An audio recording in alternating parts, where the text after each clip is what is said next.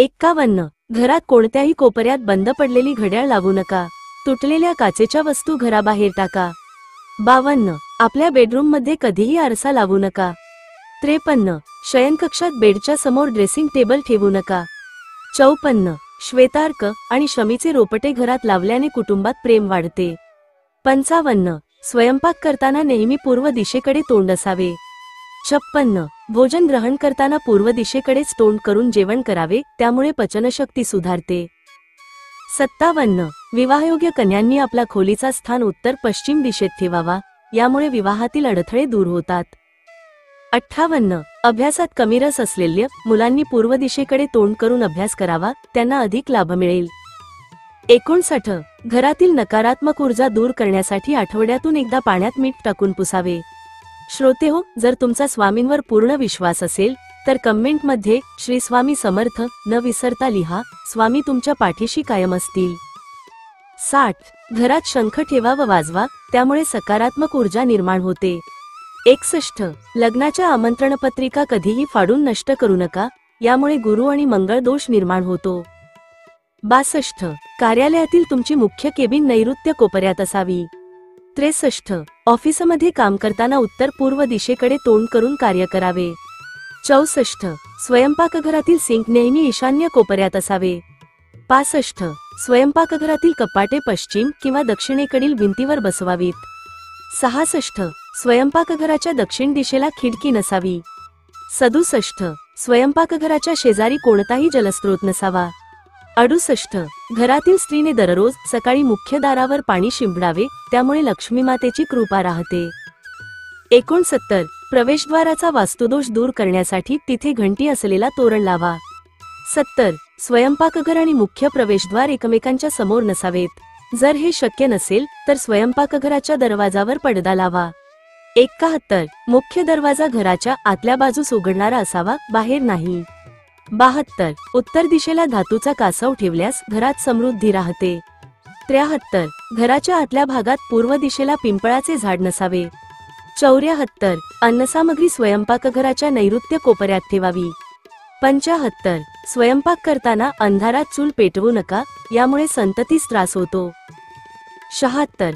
स्वयंपाकघरात जाऊन कधीही रडू नका, यामुळे आरोग्यावर वाईट परिणाम होतो. 77. पूर्व दिशेला असलेल्या फरश किंवा टाइल्सचा रंग गडद असावा. 78. उत्तर पश्चिम दिशेला पडदे ग्रे रंगाचे असतील तर ते शुभ मानले जाते. 79. जिने बांधताना लक्ष द्या की त्याच्या सुरुवातीस किंवा शेवटी कोणताही दरवाजा नसावा.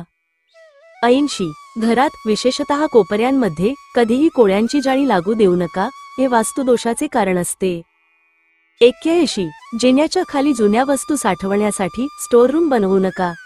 82. वीज पुरवठ्याचा मुख्य बोर्ड आग्नेय कोपऱ्यात असावा.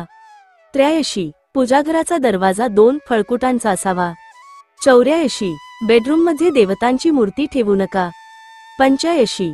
स्नानगृहात निळ्या रंगाची बादली असावी. 86. बाथरूममध्ये गडद रंगाच्या टाइल्स टाळा. 87. शयनकक्ष स्नानगृहाच्या तुलनेत थोडा उंच असावा. 88. घरात कुठलाही नळ गळती अवस्थेत ठेवू नका, ताबडतोब दुरुस्त करा. 89. बाथरूममधील आरसा दरवाजा समोर नसावा. 90. मुलांची कपाटे नैऋत्य कोपऱ्यात असावीत. 91. लिव्हिंग रूमची उतार उत्तर पूर्व दिशेकडे असावी. 92. घराच्या पश्चिम भागात शनिदेवाची स्थापना केल्यास वास्तुदोष दूर होतो. 93. उत्तर दिशेला कधीही जिने बांधू नका.